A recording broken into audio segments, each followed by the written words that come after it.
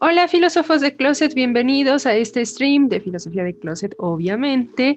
Yo soy Cecilia y del otro lado está Fede. Hola. Hola, hola. Ahora, en esta semana, como mañana, propiamente dicho, es el 14 de febrero, decidimos platicar un poco sobre el tema del amor y todo lo relacionado. Aquí me parece importante o interesante iniciar con esta idea de lo del 14 de febrero, ¿no? O un día del amor y en segundo lugar, la amistad, ¿no?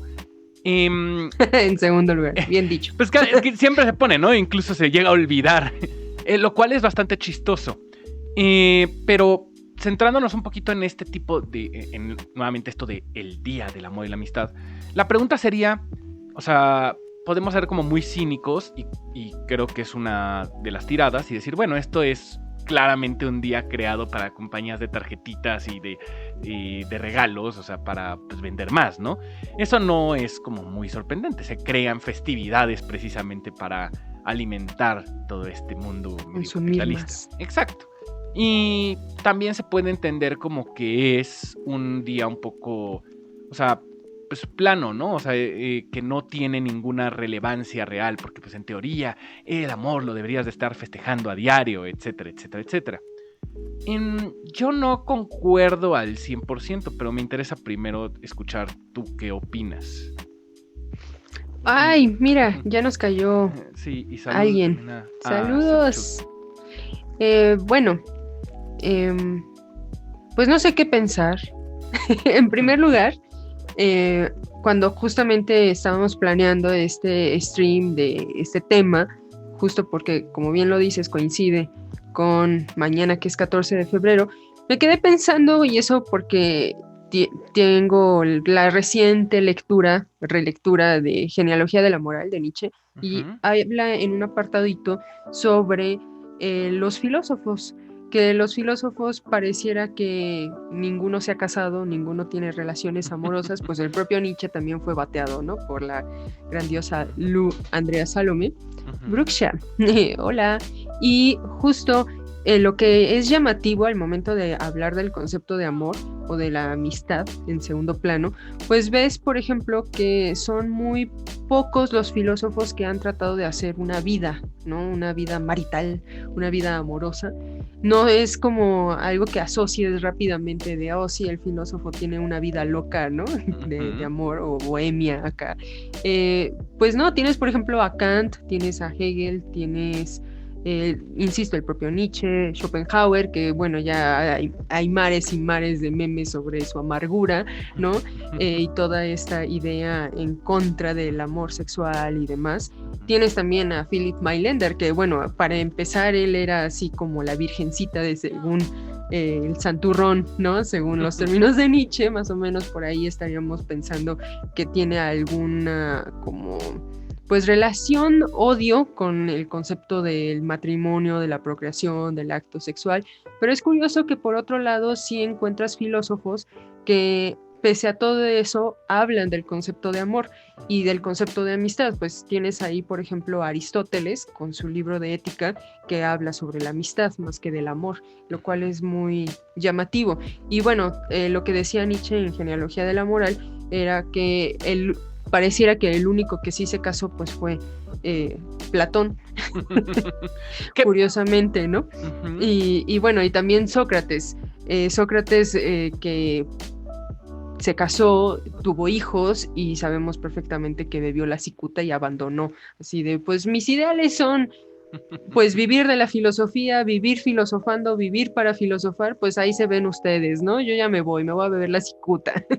Entonces es muy curioso justo todo esto de comparar la biografía con el pensamiento y cómo lo están definiendo. Eso es lo que yo me quedé pensando. Ahora, de la fecha, pues sí, cualquier fecha que se esté celebrando es propósito de criticar porque es solamente una fecha, por ejemplo, el día del medio ambiente, el día del árbol, ¿no? Y el día de las madres, pues sí, simbólico, no simbólico, mercadológico o no, un efecto del capitalismo o no. Lo cierto es que hay ciertas fechas que permiten que reflexionemos sobre ciertos temas, ¿no? Y creo que el concepto del amor es un tema que lleva, pues no solamente un pensamiento, una reflexión filosófica, sino que también el tratamiento de las narrativas en torno al amor, cómo estamos definiendo, cómo estamos tratando de entenderlo, ¿no?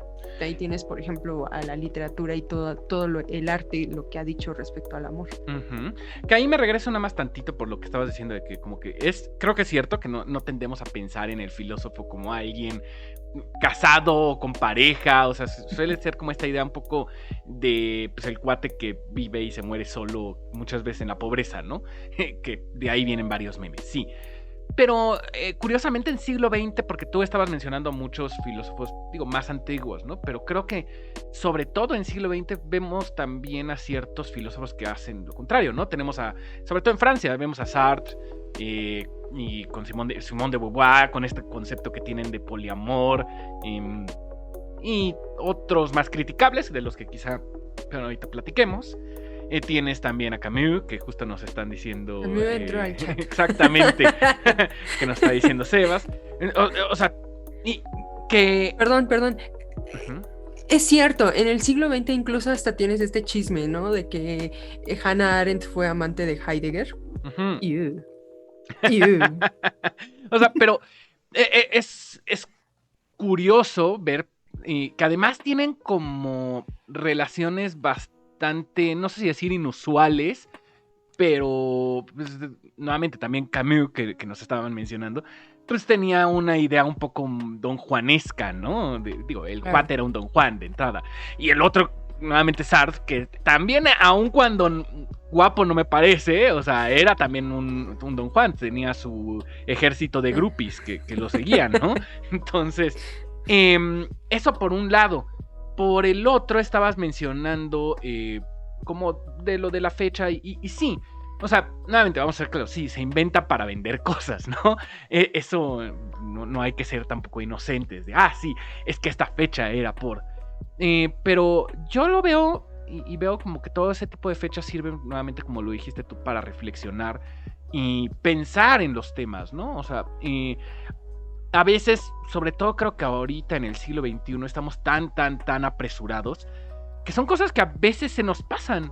De verdad que te olvidas de pensar en eso y necesitas de vez en cuando creo que hacer una pausa y ver un poquito como lo que te está rodeando. Por eso, aun cuando creo que es muy criticable en cierta medida, o sea, de todos modos creo que tiene algo de valor, ¿no? Como una nota curiosa, en Japón, en vez de tener como el Día del Amor y la Amistad, tienen como 2 días, uno donde los niños le regalan chocolates a las niñas y otro donde son las niñas que le regalan dulces a los niños para mostrar como aprecio.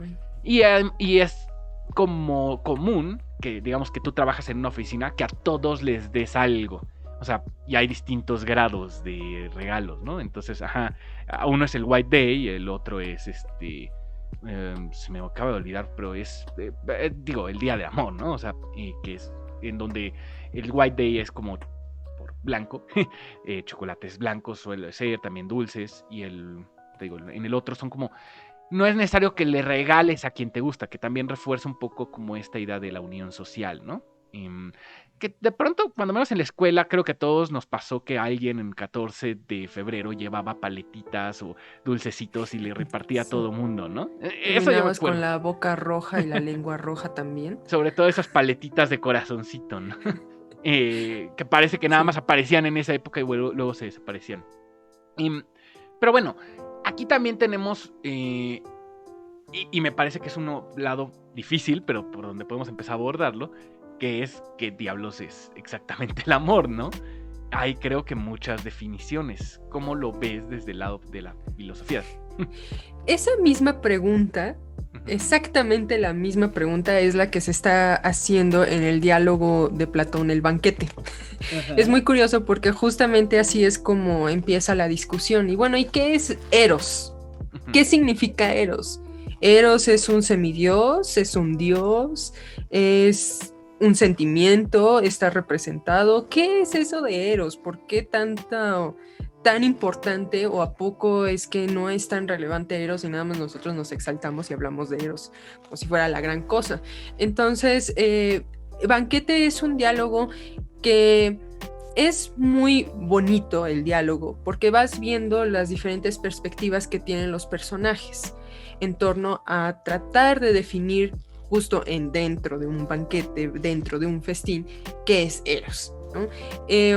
En algún otro episodio también más o menos expliqué, pero nada más me adentré en el mito del andrógino porque es muy representativo en el banquete. Pero bueno, una de las definiciones que se da es que Eros está ligado con las buenas acciones, o sea, con la belleza, porque tendemos al bien, ¿no? Entonces, eso es por un lado. Por otro lado, tenemos que hay un médico y entonces dice, bueno, exactamente lo mismo que sucede con el cuerpo. Lo que tenemos por un lado es un cuerpo enfermo y por otro lado tenemos partes sanas. Entonces, el amor tiende justamente como al el equilibrio, a la salud, a lo que te hace bien corporalmente. Entonces, obviamente es como un medicamento, como un antídoto el amor, ¿no? Porque entonces comienzas a sentirte sano, saludable. Sí, entonces eso tienes como el amor como un equilibrio, ¿no? Que tiende justamente a la estabilidad. Y eso está ligado también con el concepto de alma, ¿no? Porque, bueno, algo interesante de los griegos es que ellos consideran al ser humano como cuerpo y alma. Y bueno, tienes otro ejemplo de definición que es el mito del andrógino y también está el debate de unos consideran que sí es Dios y Dios, Eros es un Dios y se debe rendir homenaje y ceremonias tal como un Dios cualquiera se lo merece. Y también tenemos otro que está ligado con la imagen de Afrodita. En algún momento uno de los personajes menciona que hay dos tipos de Afroditas, la Afrodita Urania y la Afrodita Pandomo. Y la Urania es la que es más intelectual, ¿no?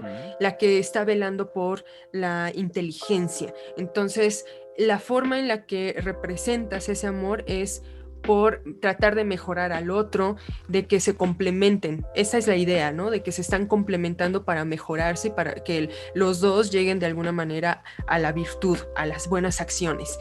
Y por otro lado tienes a la otra, que es Pangea, que tiene que ver con Afrodita, que es todo lo carnal, todo lo sexual, todo lo que tiene que ver con la procreación. Entonces ahí es simplemente el instinto de sobrevivencia y de procreación y es más carnal, no está inspirada ni motivada por las cuestiones de inteligencia ni de mejorar, sino simplemente por atracción sexual y ahora sí como dicen, ¿no? Los hijos que Dios te mande, pues prácticamente ese es como la finalidad, ¿no? Y por el otro lado tienes este gran discurso de Diótima, que Diótima es una sacerdotisa que conversa en algún momento con Sócrates y le dice, a ver, Sócrates, ¿y tú qué consideras que es Eros? ¿No? Entonces prácticamente comienza a reflexionar de la misma manera o casi de la misma manera que sus otros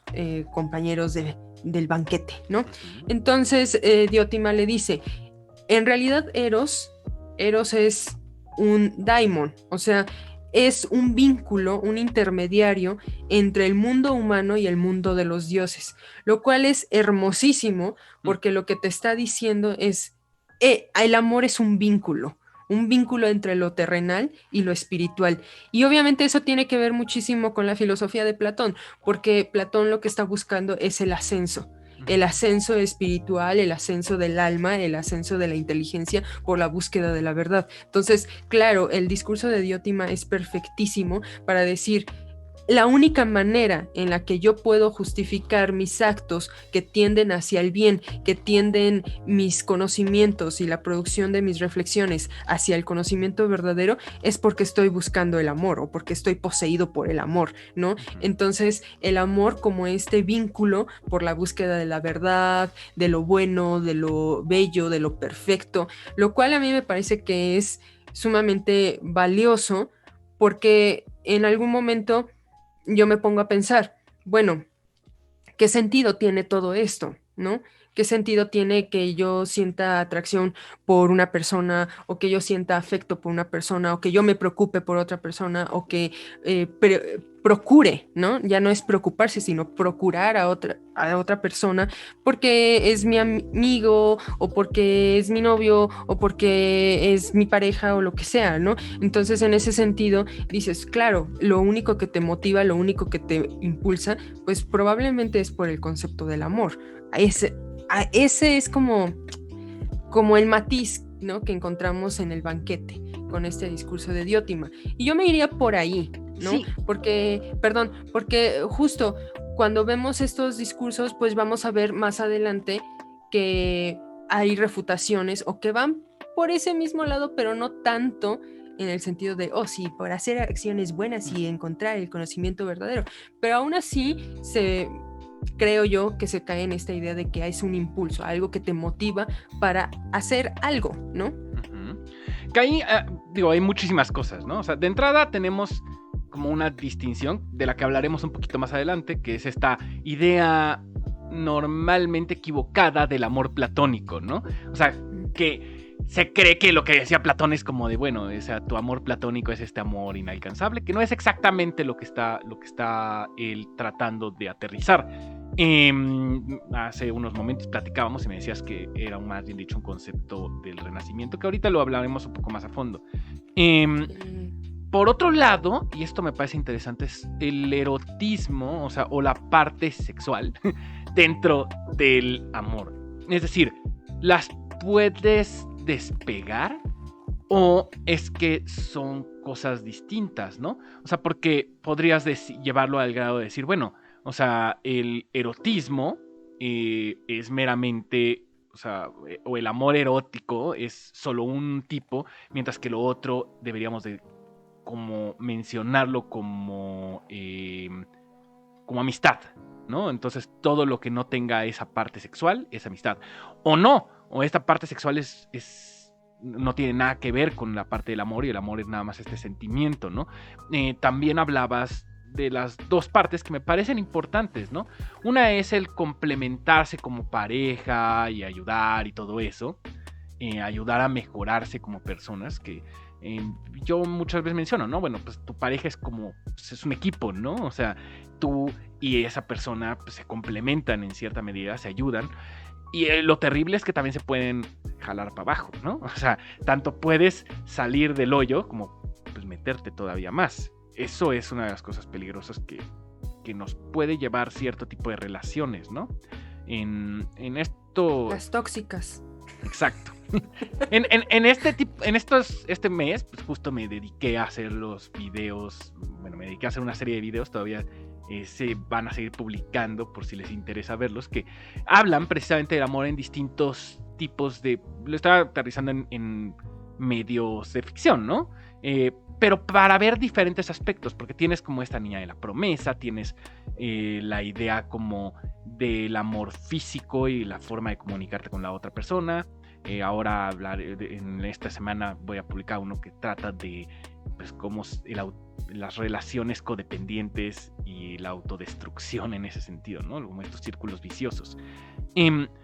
Pero dando aquí un paso atrás, viendo esta idea de el amor y la sexualidad, es creo que importante, ¿no? Porque es un poco como de, bueno, pues llegas y le dices a alguien, oye, ¿quieres ser mi novia? Y te dice no. Y entonces es como una situación difícil porque, pues, o sea, ¿por qué no podría seguir nada más como amistad? ¿Qué es lo que está faltando ahí? Esa sería mi pregunta, ¿no? O sea, ¿por qué tienes que hacer eso como oficial, o por qué tenemos que tener esos papeles o esos roles? Eso lo estoy preguntando un poco a ti. A mí me gustan las etiquetas, entonces, no, ya de una manera seria, me parece que el ser humano tiende mucho a las etiquetas, tiende mucho a asegurar de alguna manera, como hacer una especie de establecer como contratos, ¿no? Donde todo se tiene que nombrar de alguna manera, porque si no, entonces no se están cumpliendo ciertas reglas y esas reglas las presuponemos. Entonces sí, ahí tienes un claro ejemplo con Emma Bovary, ¿no? Por ejemplo, de Ujú. que espera ella, o se le ha dicho, por ejemplo, a este personaje, a Emma, que el matrimonio tiene ciertas cualidades, que el esposo tiene ciertas cualidades, ciertas características, que la vida marital es de ciertas condiciones. Entonces, cuando uno busca esas etiquetas, me parece que ya está presuponiendo algunas características, pero no nos damos cuenta que muchas veces la forma en la que nosotros definimos ciertos conceptos son variantes, ¿no? Tienen variantes, son variopintos, son inestables. Y otra vez regreso a Nietzsche, hoy ando muy nietzscheana, lo siento, creo que desde la vez pasada ando muy nietzscheana, pero el punto es que ese tipo de relaciones, pues, aunque le pongas un nombre, realmente no sabemos lo que está percibiendo la otra persona, cómo lo está definiendo. Entonces ahí viene un aspecto muy interesante de cómo es que presuponemos, a pesar de tener un concepto, presuponemos ciertas reglas. Lo pasa lo mismo con otros aspectos, ¿no?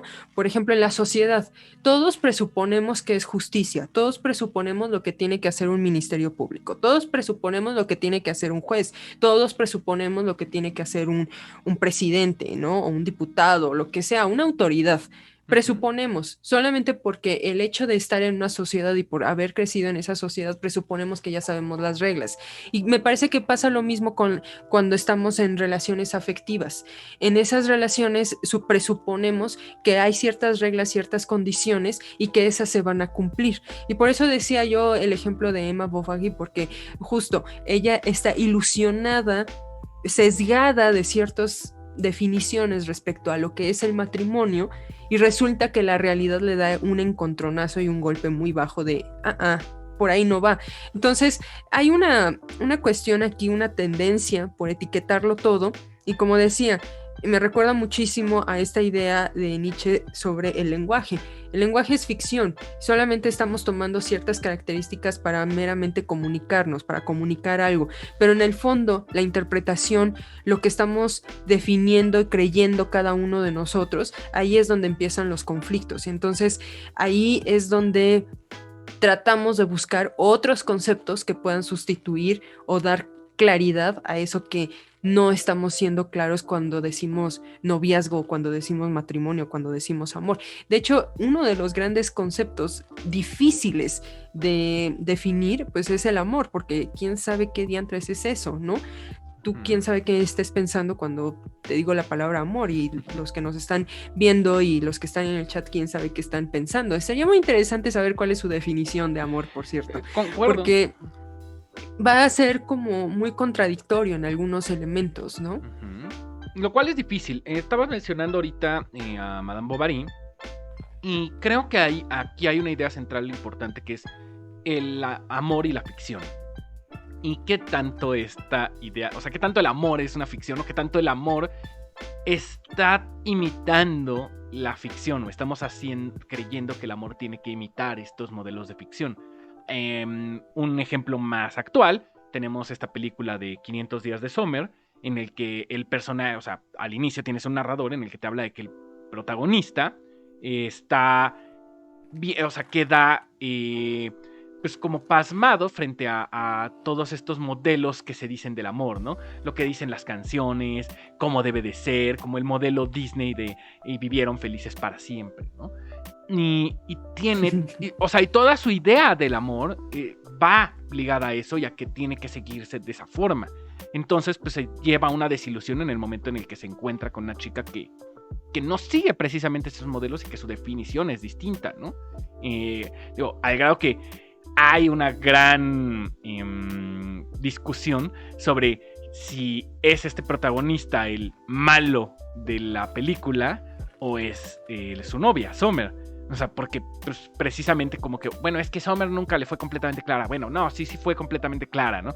Bueno, es que le decía algo, pero actuaba de otra forma. Entonces, y es que creo que así es mucho en la realidad. Y yo no diría que hay un bueno o un malo, ¿no? O sea, simplemente lo que estás diciendo, mi definición va a variar con la tuya.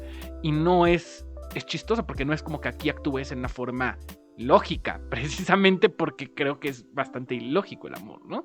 No decides de quién te enamoras, o eso pienso yo. Sería interesante que alguien decida, bueno, me voy a Como una amiga, me acuerdo, en la universidad que dijo, bueno, en la secundaria, en la prepa yo no tenía como muchos amigos, entonces aquí decidí y dije, tú y tú van a ser mis amigos, ¿no? O sea, es como chistoso.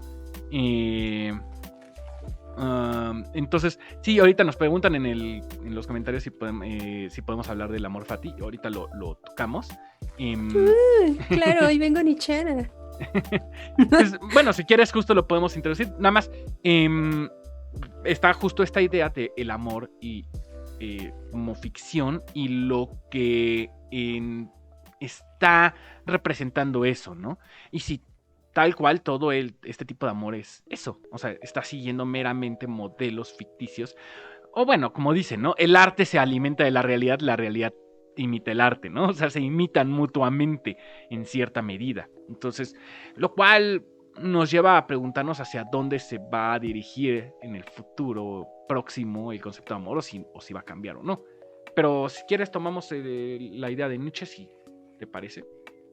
Bueno, antes de entrar al señor Bigotes, o sea, Nietzsche, esto de la atracción física, por ejemplo, es muy interesante. Volvemos otra vez a los clásicos, ¿no? Con Platón, porque Fedro, la primera parte del diálogo de Fedro, que, bueno, en la edición de Gredos, que es como la canónica, ¿no? Ya saben, ¿no? A los filósofos les encanta, y a los literatos y a todos ellos que se dedican como al estudio de los grandes autores, así como las traducciones más fieles, pues bueno, tenemos que en esta versión de Gredos tiene en un solo tomo a estos dos diálogos, Banquete y Fedro. Bueno, tiene otro, pero ahorita no voy a tomar ese, que es Fedón, sino que Banquete y Fedro. Y Fedro es el que sigue de Banquete.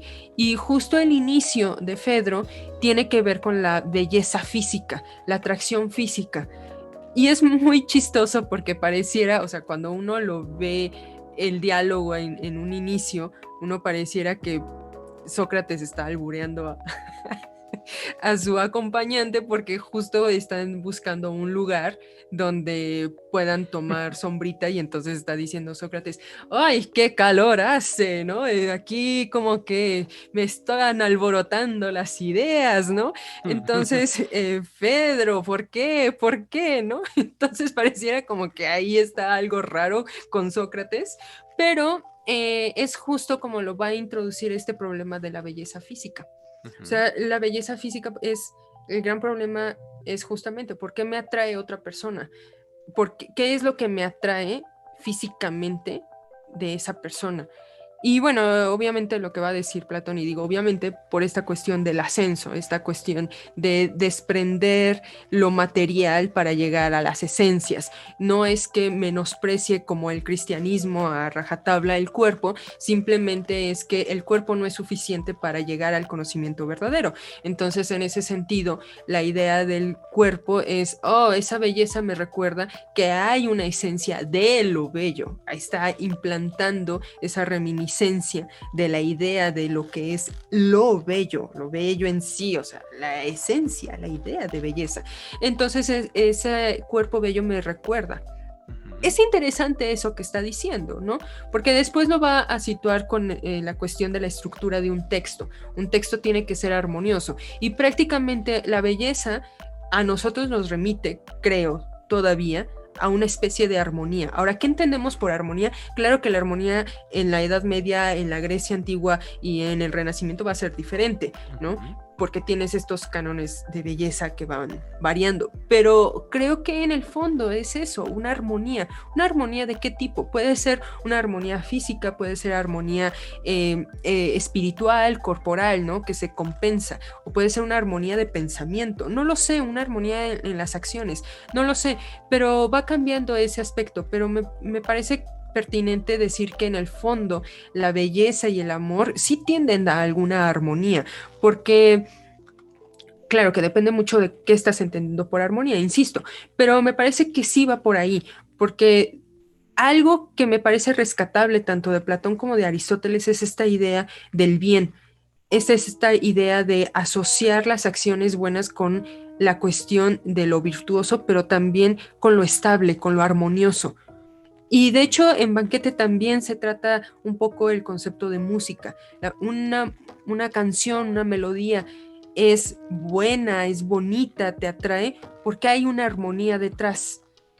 Ujú. No hablando en el concepto de armonía como tal, musicalmente hablando, pero sí en el concepto de orden. Y eso es interesante, ¿no? Porque creo que en el fondo todo el tiempo estamos buscando, dentro de este caos que es la vida, le estamos buscando el orden, le Ujú. estamos tratando de dotar sentido a este caos. No sé qué opinas tú al respecto. Concuerdo, aquí hay, y lo ponen en los comentarios esta pregunta que me parece importante, si es posible una relación amorosa sin atracción física. Yo diría, y esto por el hecho de por qué te atrae a alguien físicamente, ¿no? Es curioso, en cuestión biológica se ha visto que incluso el estar empezando a relacionarte más y más y más y más con una persona hace más sencillo que te atraiga físicamente, ¿no? Probablemente por un instinto de supervivencia y de procreación que, digo, es claro, ¿no? También porque pues es como los recursos, ¿no? O sea, mientras más escasos son, más pues los vas a valorar en cierta medida. Entonces puede ser que alguien originalmente no te atraiga, pero pues si te quedas atrapado con esa persona en medio de la selva durante años, pues puede ser que se genere por ahí algún tipo de relación, vamos a decirlo de ese estilo. La pregunta es si puede iniciar al revés, ¿no? O sea, que inicie la relación amorosa y que conforme inicie haya atracción física, o incluso que se vaya perdiendo la atracción. Y yo, y es chistoso, ¿no? Porque ahora se ha dicho así como de, es que no puedes, o sea, estás siendo gordofóbico, lo que quieras, ¿no? O sea, porque no te gusta tal persona. Pues es que es lo que se ha peleado durante los años 80 o sea, de poder tener tu decisión de quién te gusta y quién no, ¿no? O sea, si yo como hombre me gustan los hombres, o si yo como hombre me gustan las mujeres, o me gustan los dos, o lo que sea. O sea, y ahora parece como que damos un paso para atrás, ¿no? Y es que si no te gusta esta persona que tiene tal color de piel, estás siendo racista. Si no te gusta esto, estás... lo cual es claramente falso, ¿no? Ahora, ¿en dónde vienen los estándares de belleza o los cánones de belleza? Pues iban cambiando, ¿no? Por las diferentes épocas. Y yo diría que también las diferentes personas. O sea, no es lo mismo lo que me atrae a mí que lo que te atrae a ti. Y no creo, no sé, o sea, sería interesante. No creo que alguien lo pueda describir, o sea, en forma como clara, ¿no? O sea, ¿por qué me atrae lo que me atrae? Yo creo que es mucho más difícil de lo que crees, ¿no? O sea, ejemplo, a mí me encanta la pelirroja, ¿no? O sea, una chica pelirroja. Y podría decirte, claro, tiene que ver con que la primera vez que vi Evangelion y el personaje de Asuka, o sea, y de ahí viene todo eso. O tal vez no, o sea, tal vez... realmente no lo sé, pero es una cosa que me parece, o sea, muy bella, ¿no? O sea, me gusta mucho ese color, por ejemplo, de cabello. Dando un ejemplo como, si quieren, un poco banal. Ahora, también creo que es más fácil que pasa... Sí, Sí. exacto. Estamos en la sección de confesiones de Fede. Yo Vamos a siempre, poner atención. yo siempre lo hago, ese tipo de confesiones. Pero... pero bueno, o sea, el punto es también que, o sea, y creo que es más común que pase al revés, ¿no? O sea, que alguien te atrae físicamente y mientras la vas conociendo esa persona empieza a volverse bastante grotesca por su forma de ser, porque conforme la vas conociendo. O puede pasar al revés, no sé, ¿tú qué piensas de esta idea de si van junto con pegado necesariamente o si no, lo de la relación amorosa? Bueno, aquí hay un gran debate, ¿no? Porque, o sea, la relación amorosa, me parece que amar a alguien no implica únicamente atracción sexual o atracción física. O sea, puedes admirar a alguien, puedes incluso respetar a alguien y por la forma en la que actúa, por la forma en la que piensa, por la forma en la que vive, muy probablemente eso te lleve a amar a esa persona, pero no necesariamente porque quieras procrear hijos con esa persona o porque quieras hacer vida con esa persona. O sea, ahí tenemos, no sé, ¿qué ibas a decir? Que justo no lo dije y se me barrió, pero ahorita que lo mencionas, también hay que tomar en cuenta que hay distintos tipos de amor, ¿no? O sea, puedes tener un amor fraternal o sea, puedes amar a tu padre sin querer tener hijos con tu padre. O sea... Ajá, o tú, hombre, puedes tener cierto amor por tu mamá sin caer como Edipo, ¿no? Exactamente. Entonces, ese tipo de complejos, bueno, no es que sean ley, pero sí te habla, por ejemplo, de los diferentes tipos de atracciones que tienes respecto a las personas. Y eso me recuerda muchísimo, otra vez regresando a los clásicos, pues Aristóteles. Porque Aristóteles, por ejemplo, en política nos recuerda muchísimo que somos hombres políticos, animales políticos. O sea, ¿qué significa eso? Que pertenecemos a la comunidad, pertenecemos a un colectivo, pertenecemos a la sociedad, pertenecemos a una cultura, pertenecemos a una polis. Entonces, en ese sentido, es inevitable sentir cierto afecto, cierto cariño, cierto amor por las personas, ¿no? ¿Cuántas veces no he encontrado, por ejemplo, alumnos que dices, ay, me gusta mucho ese alumno, pero no físicamente, o sea, sino simplemente es por la forma en la que actúa, por la forma en la que es dinámica, por la forma en la que participa, por la forma en la que se interesa. O sea, empiezas como a decir, es agradable estar con esa persona, ¿no? Pero justo dependiendo de los roles o las circunstancias, ¿no? No necesariamente es una atracción física. Y creo que esa es la gran diferencia, ¿no?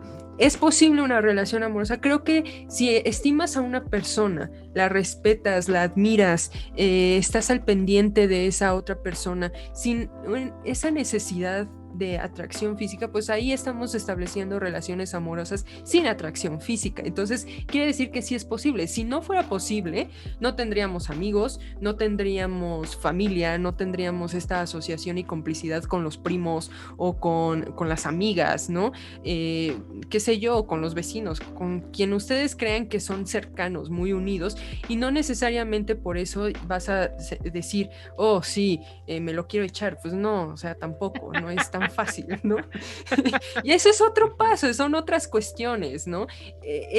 Ahora, esta es otra cuestión, no por tener una atracción física significa que puedes establecer una relación amorosa, que eso es paradójico, ¿no? Sí, porque y yo lo iba a decir, por ejemplo, yo puedo decir, creo que Leonardo DiCaprio es guapo. Ok, pero eso no significa que me interesaría ni una relación ni que diga yo, sí, es que me gustan los hombres, ¿no? O sea, pero puedes decir, esta persona es guapa, ¿no? O sea, no digo, que puedas admitir que una persona te parece atractiva, no implica que tengas tal cual una atracción sexual por ella, ¿no? O que busques una relación con ella. Relación, me refiero de tipo... carnal, pues, Ajá, ¿no? exactamente. También. Ha pasado también con autores, con actores, con directores, con... Bueno, a mí me pasa con filósofos, por ejemplo, ¿no? Que ves alguna fotita y dices, ay, está guapo el señor, ¿no? Pero eso no significa que también te pueda gustar sus ideas o al revés, ¿no? De que quieras algo con esa persona o que yo padezca de necrofilia. No, pues tampoco va para tanto, ¿no? O sea, la cuestión es que se puede malinterpretar, ¿no? Que uno es promiscuo, pues no, bueno, sí, intelectualmente hablando, sí. ¿Por qué? Porque admiras varias cosas varias ideas de los autores, ¿no? Por la forma en la que escribe, porque... Por ejemplo, Balzac tiene una carita muy bonita, ¿no? Con su manita en el pechito. Dices, ay, qué ternurita, yo quiero estar con él, ¿no? Quiero ser su amiga. Pero más allá de eso, fantasear, bueno, son otras cuestiones. Me parece que hay una gran distinción entre qué estamos entendiendo por relación amorosa como sinónimo de relación afectiva, y otro es esta idea de la atracción física. Porque me pongo a pensar, por ejemplo, en esta idea de la atracción física, la atracción espontánea, sin necesidad de establecer un acuerdo, o sea, un acuerdo en el sentido de construir algo. Me parece que la relación amorosa, con este bagaje aristotélico y platónico, tiene que ver con esta idea de construir algo. Construye, o sea, si te unes con otra persona por amistad, por atracción de ideas, porque quieres ilusamente hacer vida con esa persona, ¿no? Digo ilusamente porque me sale mi vena schopenhaueriana, ahora vamos con eso. Vamos, es porque quieres crear algo, ¿no? No te asocias con otra persona simplemente pues nada más para pasar el rato así en ocio y estar mirando las sombras de la caverna, o sea, no creo que vaya por ahí. Algo que me llama mucho la atención de Aristóteles y de Platón es esta idea del movimiento, más con Aristóteles, y creo que el ser humano tiende mucho a eso, a la acción. Somos seres humanos de acción, de actuar, de hacer, de mover, no podemos ser estáticos. Y lo vemos, por ejemplo, con esto de la pandemia, ¿no? Estamos pidiendo a gritos movilidad, aunque sí, por un lado estás diciendo, ok, la movilidad no en el sentido de viajar y demás, pero todo el tiempo estás buscando qué hacer, porque no eres capaz de quedarte solo pasmado sin hacer absolutamente nada. Y eso me llama mucho la atención, y creo que en el fondo la relación amorosa, su base está en la acción, su base está en justamente crear algo en conjunto, porque, insisto, somos animales políticos, estamos siempre buscando asociarnos con el otro. Y ahí nos lleva también a otra gran pregunta, que es que en algún momento tú mencionabas, sería interesante hablar sobre el amor al prójimo, ¿no? Con esta idea judío, bueno, no judío-cristiana, sino más bien cristiana, del catolicismo, el amor al prójimo. ¿Por qué nace esta necesidad de amar al otro? Ese es un gran misterio, me parece, ¿no? Porque misterio en el sentido de que es muy difícil decir una única respuesta. No misterio religioso, o sea. Ahí hay dos cosas, ¿no? Uno es como o sea, que creo que es uno de los problemas cuando hablamos de amor. Que me acabo de acordar del cuento de Carver. Sí, es cierto. De qué hablamos cuando hablamos del amor, que tiene su adaptación, entre comillas, adaptación en esta película de Birdman, pero porque precisamente en ese cuento empiezas a darte cuenta que cada quien está hablando de algo distinto. O sea, no están hablando realmente del mismo punto en cierta medida, y aún así es reconocible todas estas visiones del amor, ¿no? Y creo que la cuestión y la dificultad es que es un término paraguas, ¿no? O sea, como que lo trata de atrapar una gran cantidad de conceptos, o sea, de cosas distintas, ¿no? Y ahorita lo mencionabas con este amor judeocristiano, o sea, del cristianismo, ¿no? El amor a tu prójimo. Yo diría, y ahorita lo discutimos más, pero porque si quieres nos podemos pasar a lo de Nietzsche, como tú quieras, pero yo diría, dices, bueno, ¿por qué? Creo que en primer lugar tiene que ver con una idea de no matarnos a nosotros mismos, ¿no? O sea, de no asesinarnos entre nosotros, ¿no? O sea, por ahí creo que va la tirada. Ahora, es difícil de decir que nada más es esa, ¿no? O sea, porque pues, por supuesto hay más cosas en medio. Hace poco, con una alumna que estoy revisando su tesis, me mandó a ver un video, que sí, es el video del huevo, ¿no? Que está en Kurzgesagt, por si lo quieren ver, así creo que se llama El Huevo, digo en inglés. Y pues que te habla como de esta religión en la que, en términos concretos, o sea, tú eres todas las personas del mundo son tú en otro momento de vida, en otra vida, ¿no? Entonces, como si solo hubiera una persona que estuviera renaciendo y renaciendo y renaciendo. Y entonces, de ahí viene como el tener empatía con los otros, ¿no? Porque pues cada vez que asesinas a alguien, te estás asesinando a ti mismo. Eso me parece muy cristiano, ¿no? O sea, y cada vez que estás haciendo una buena acción por alguien, le estás haciendo bien para ti mismo también. O sea, creo que van ligadas esas ideas.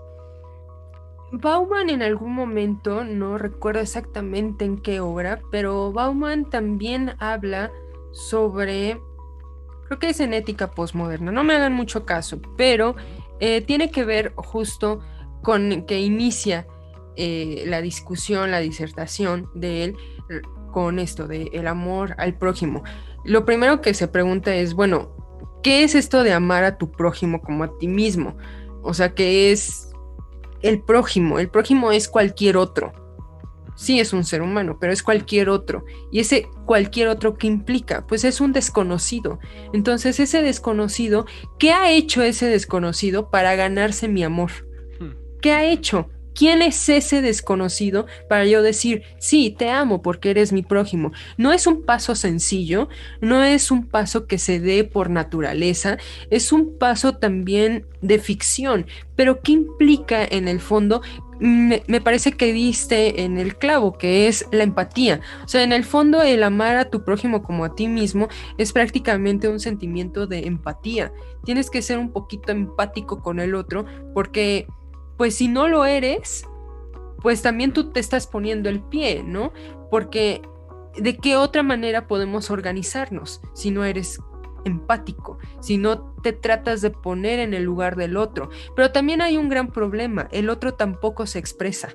El otro no es capaz de comunicar lo que le sucede, porque también es un poco egoísta y un poco hipócrita. Entonces ahí tenemos un gran problema.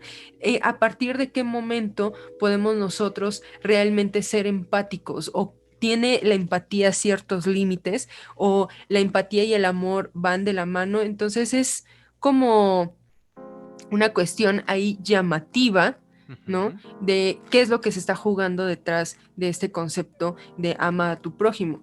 Me parece que sí, por un lado está la empatía, pero se problematiza porque justo si recordamos, por ejemplo, los principios de ética de Lévinas, nos estamos revelando constantemente ante el otro, ¿no? El otro nos está observando, el otro se nos revela con los ojos y nosotros lo percibimos con la mirada y lo estamos juzgando. Entonces, ¿cómo se nos revela? ¿Cómo se nos muestra? Y también qué nos oculta.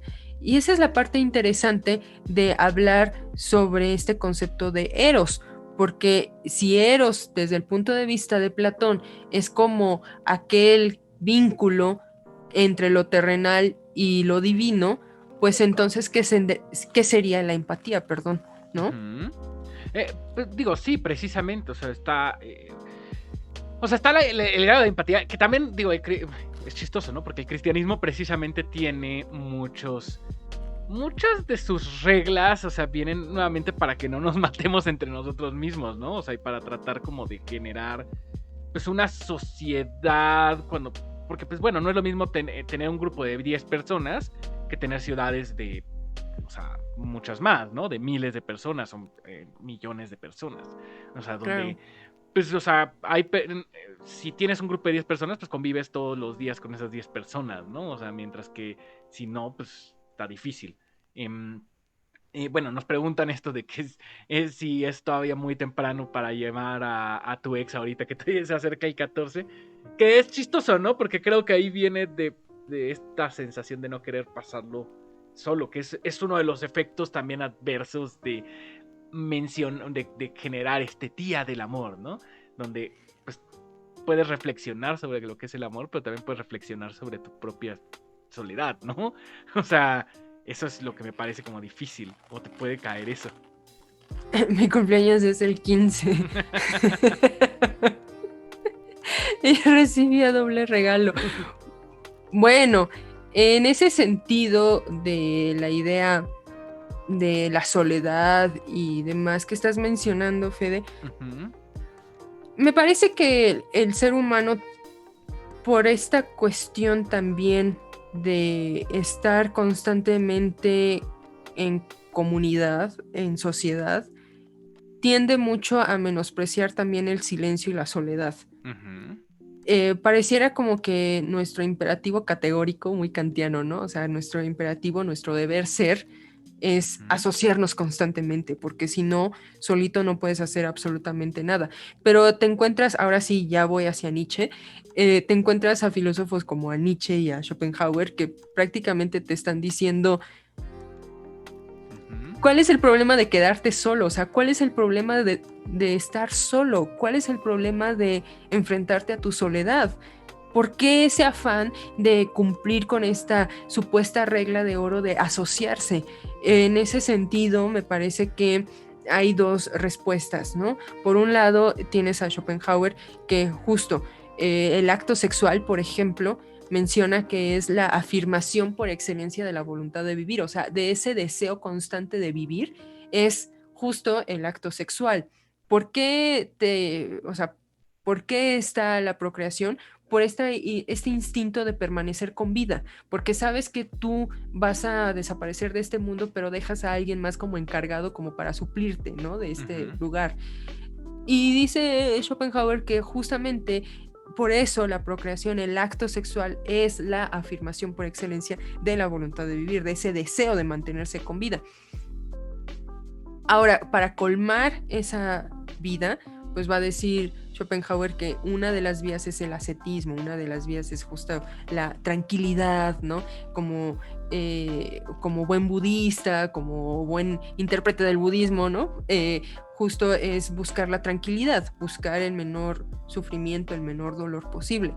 Pero ves, por ejemplo, a Nietzsche y es, a ver, la vida es, bueno, más bien la sabiduría es como una mujer, ¿no? Y la vida es como una mujer. ¿Y qué es lo que estaba buscando? Pues a guerreros. ¿Y qué es lo que estaba buscando de los guerreros? Pues prácticamente es ese ser humano que está constantemente luchando, ese que está constantemente manteniéndose a toda costa en su lugar, buscando un lugar en la vida, buscando no ser reconocido, sino buscar justamente sus propios valores, sus propias reglas y construirse, que eso es lo más importante de Nietzsche, construirse. Y bueno, esta idea del amor fati tiene que ver con la aceptación de tu destino.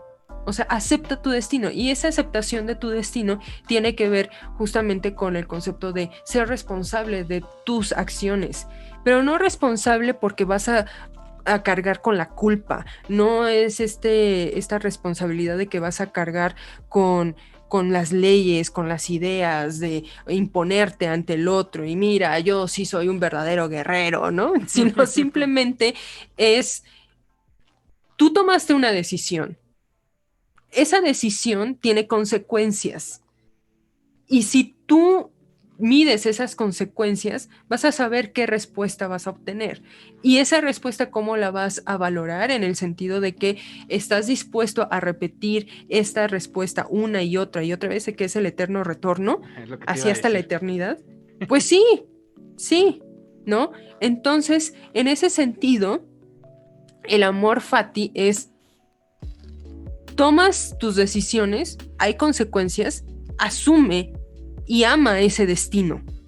Ese destino que no está proyectado por Dios, no está proyectado por las costumbres de la humanidad, ni está proyectado por la historia, ni es un progreso, sino es por las decisiones que tú estás tomando, ¿no? Entonces, actúa, porque estás solito. Recuerda, Dios ha muerto y tú eres el asesino. Entonces, olvídate de las culpas, simplemente constrúyete.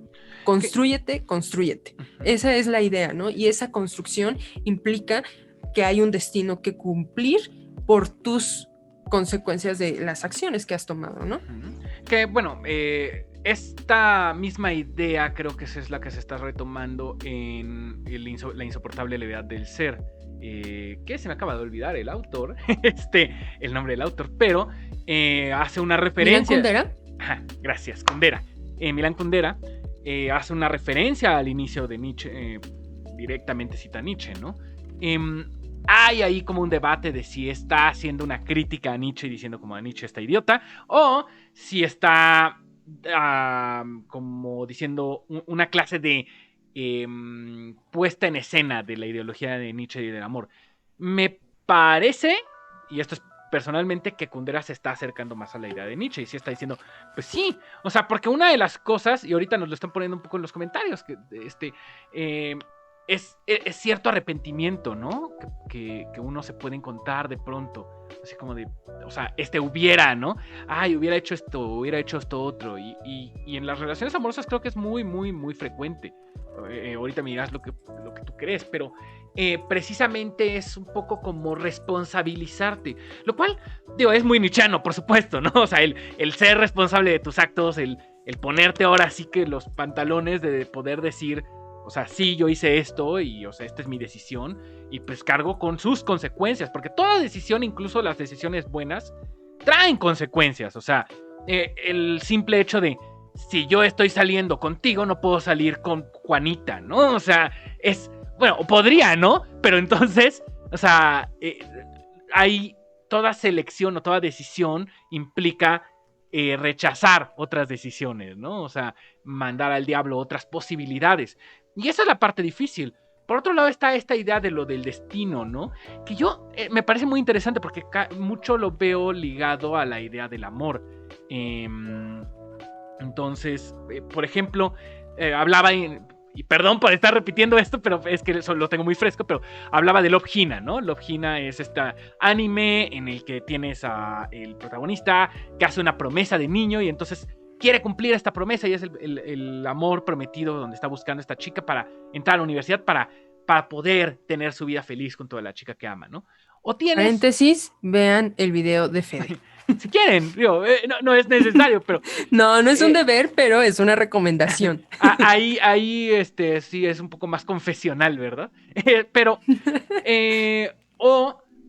hay otro que luego también trataré, que tienes, por ejemplo, en Your Name, la película, Your Name o Tu Nombre, está en Netflix, la pueden ver, está muy buena, pero trata precisamente de este concepto del hilo rojo del destino, ¿no? Y entonces hay un hilito rojo que te conecta con la persona amada y con la persona destinada para ti, y hay como un cierto número de choques, ¿no? O sea, de choques me refiero a de encuentros. Pues, que eso viene de una idea muy japonesa, ¿no? Ellos sí creen que o sea, cuando se unen las parejas, creo, no sé, que están unidos invisiblemente por un hilito rojo, o ya estoy delirando. Repítemelo porque no terminé de entender cómo... Ok. Tengo entendido, no sé si es en Japón o en otro país o en otra cultura asiática, que las personas que se atraen, que son pareja, están como ligadas por un hilo rojo. Ajá, ese es el hilo rojo del destino. No, nada más es japonesa la idea, pero sí ahí viene mucho. En esta de Your Name es una metáfora visual clarísima porque ves el maldito hilo, ¿no? O sea, y digo, tiene mucho que ver con los hilos, pero que también en esa película se habla de los lazos que haces entre la gente, ¿no? Una de las protagonistas, Mitsuha, si no recuerdo mal, es su nombre, viene de una familia tradicional donde hacen estos trenzados, ¿no? De hilo, con distintos hilos. Entonces, braiding, se me fue el nombre en español, perdón, pero y hablan precisamente de eso, de cómo los lazos que van juntando estos hilos. Y sí, o sea, nos preguntan, bueno, y los que rompen 20 hilos, pues precisamente la idea que tiene aquí es que las relaciones se van volviendo más fuertes mientras más hilos estás interconectando y mientras más cosas estás poniendo de ambas partes, ¿no? Pero sí, la respuesta a tu pregunta es que sí, es ahí donde viene normalmente como en el dedito, ¿no? Ok. Y antes de seguir con esta conversación, nos hacen acá como un comentario de que siente que le falta leer mucho para entrar a esta conversación. Algo que me gustaría aclarar es que pues este podcast o este stream, dependiendo de dónde nos estén viendo, ¿no? Justo tiene como propósito no que sepan ya de filosofía o sepan ya de los temas que estamos hablando, sino simplemente es que nosotros ponemos sobre la mesa ciertas referencias, ciertas ideas en torno a un tema, pero que ustedes son sumamente libres de formular preguntas, de hacerse de su criterio, porque lo único que estamos haciendo nosotros es compartir lo que nos gusta, ¿no? Y compartirlo de la manera que nosotros lo estamos articulando, porque algo que queremos generar es justamente una comunidad de reflexión, una comunidad más crítica sobre diversos temas. Entonces tendemos también a pensar como que la filosofía es muy elevada. O sea, sí hay algunos elementos que podemos decir, se pasó, ¿no? Pero realmente la filosofía funciona, y esa es como siempre mi tirada, para hacernos preguntas. Creo que esa es la gran función de la filosofía, formularnos preguntas más que respuestas. Las respuestas pues son variopintas y la estamos tratando de mostrar, no demostrar, sino mostrar simplemente de que, por ejemplo, el concepto de amor se ha abordado de muchísimas maneras y justo simplemente es lanzar una pregunta y ver qué han dicho algunas personas, ¿no? Sí, que justamente, y digo, siguiendo esta idea, es un poco la razón por la que tratamos de agarrarlo con muchos elementos de la cultura popular, ¿no? O sea, poner mangas, animes, cómics, películas, series de televisión de ejemplos, sirven porque pues realmente es una forma de, digo, o eventos de la actualidad, ¿no? Que están pasando en la actualidad, como la otra vez estábamos hablando de la bolsa y Wall Street o sea, o cuando hablamos de lo de Trump. Entonces es un poco como esta idea, porque realmente, y es algo que vemos, ¿no? O sea, con esto de, por ejemplo, el amor, o sea, hay muchas entradas para la parte filosófica, ¿no? Ya sea que como en nuestra gran discusión de si es filosófico o filosofable, pues al final que sea filosofable creo que es válido en sí mismo, ¿no? Entonces yo lo abordaría por ese lado. En cuanto a consejos filosóficos son un poquito difíciles de dar, porque pues, o sea, es como... Aquí lo aterrizaría precisamente con esto del amor, ¿no? O sea, y como... Creo que la idea es cómo lo estamos tratando y cómo podemos evitar muchos arrepentimientos, pero también entenderlo, ¿no? Y generarnos nuestra propia definición. ¿Qué es el criterio? Eso es... Siempre lo digo en todo stream y lo insisto, la cosa más importante me parece que tengamos es criterio. O sea, Te voy a poner una pancarta o un graffiti, sí. ¿no? Así de, hazte de tu criterio. Yo creo que sí, porque, o sea, es que de verdad que es una de las cosas más difíciles de adquirir, el criterio. O sea, porque lo más sencillo y lo que vemos es, yo digo que, voy a dar un ejemplo, ¿no? Yo digo que el amor tiene que ser a la fuerza sexual. O sea, y entonces alguien repite lo que yo estoy diciendo. Eso no es tener criterio. O sea, tampoco es nada más negarlo porque no, Zizek o Kant o tal dice que no, tienes razón. O sea, eso es nueva. O sea, y vemos a gente con doctorado en filosofía que no hace más que repetir y vomitar una otra vez lo que están diciendo otros filósofos famosos. Pero eso no es, o sea, hay que ser cuidadoso con eso, ¿no? No todo lo que dice Kant es verdad, o no tenemos que concordar con todo lo que dice Kant o con todo lo que dice Platón. O sea, porque incluso pues entre ellos se avientan ahí sus golpes, ¿no? O sea, y es el grado de que siempre se están peleando entre filósofos. Entonces, ese sería, si diera yo un consejo, sería como mi consejo, empezar a adquirir un criterio que nuevamente es muy difícil, o sea, porque es el no dejarte llevar por los otros, pero tampoco rechazar nada más porque pues yo soy único y original y nadie me entiende, ¿no? O sea, es un balance un poco difícil, un poco complicado. Y bueno, también ya que insisto yo que hoy vengo muy nietzscheana, algo que me gusta mucho de Nietzsche como consejo filosófico es esta idea que tiene él del santo sí, que es cuando tomas una decisión, piensa si estás dispuesto a tomarla una y otra vez así hasta la eternidad. Y si es un no, pues entonces no la tomes porque vas a vivir con mucha culpa. Y si dices que sí, entonces hazte responsable también de ese sí, porque tú lo aceptaste bajo todas las consecuencias.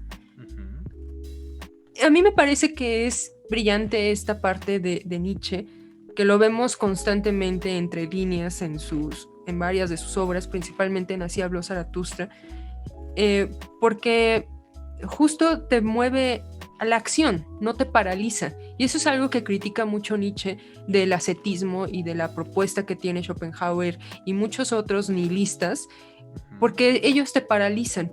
Y algo interesante es que esa acción también lo ves con el existencialismo de Camus. Te mueven a la acción, a la idea de piensa por ti mismo, actúa y nunca te detengas por nada del mundo, porque estás destinado al movimiento, estás destinado justo a la acción. Entonces, las decisiones se tienen que tomar de esa manera, ¿no? Me parece que en ese sentido Nietzsche tiene esta idea del santo sí de una manera muy plausible. A mí me parece, ¿no? Muchos van a poder criticar y demás, pero creo que sí es viable. Y es justo lo que yo decía con lo del amor fati, pues aceptar ese destino, amar ese destino con todas sus consecuencias. Y de esa manera es una forma de llegar a ese espíritu libre, a ese espíritu que no tiene ataduras. Suena muy romántico y sí tiene una vena demasiado romántica por esta noción de la libertad, pero pues más allá de si es romántica o no, o está romantizando la libertad, me parece que al menos está dándote pauta para decir, ok, yo soy responsable de mí mismo y no tengo que estar buscando culpables, no tengo que estar buscando responsables de mi vida, ¿no? Sino solo me tengo a mí mismo para decidir. Y creo que, o sea, sí o más claro, no, creo que no puede ser más, ¿no? De tienes que actuar por ti mismo. Concuerdo, o sea, porque digo, al final, como dicen, llegaste solo y te irás solo, ¿no? De este mundo. Sin embargo, no puedo, mi parte cínica no puede evitar pensar que también un poco Nietzsche llega a eso como un poco para justificarse o para justificar su estado. Y aquí lo preguntaría. Me parece que la conclusión no es necesariamente negativa, pero me pregunto entonces cómo articulas eso con precisamente el amor o la relación amorosa. O sea, sí, o sea, porque es como un choque, ¿no? O sea, está como el egoísmo versus la relación. O sea, eso es donde yo me preguntaría cómo puedes balancear las dos cosas. Porque, pues esto implica también, o sea, y esa es creo que una de las partes difíciles en el amor, en el tratar de congeniar con la otra persona. Y me refiero aquí en grandes rasgos, ¿no? O sea, tú puedes amar a tu padre y de pronto, o a tu madre y de pronto, o sea, y pues algo que hacen, o sea, no estás de acuerdo y vas a tomar una decisión distinta o vas a llevarlos por una decisión distinta. Como buen puberto. Lava los trastes. ¡No!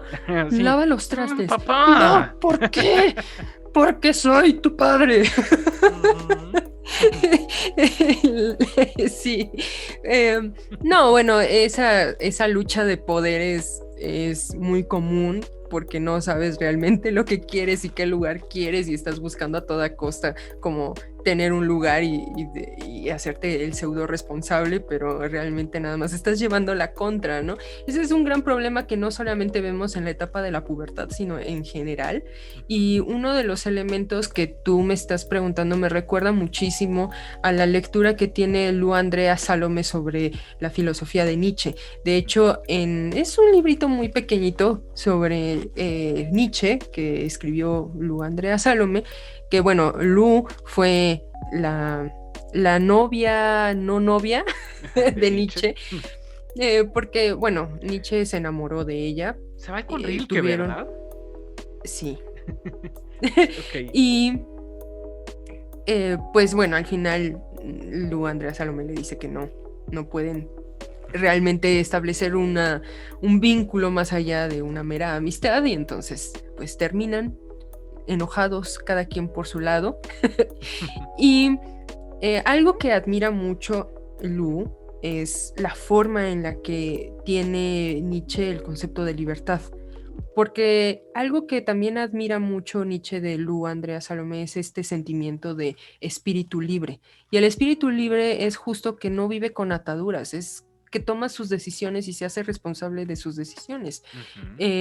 No vive con culpa, no vive con resentimiento, vive de una manera un poco más inocente y es como el dejarse llevar por el fluir sin por eso ser irresponsable de tus decisiones. Ahora, hay algo interesante en Nietzsche que puede causar mucho ruido, que es la búsqueda de tus semejantes, o sea, júntate con tus iguales, ¿no?